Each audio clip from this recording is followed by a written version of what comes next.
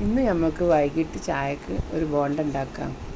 അതിനായി പച്ചരി 2 മണിക്കൂർ പോത്തി മിക്സിയിലിട്ടടിച്ച് അതിന് ശേഷം അതിലേക്ക് മൈദപ്പൊടി, ചെറുപഴം, പാകത്തിന് ഉപ്പ്, പഞ്ചസാര, നല്ല ജീരകം, തേങ്ങാ കഷ്ണവും ചേർത്ത് നല്ലവണ്ണം കുഴച്ചെടുക്കുക.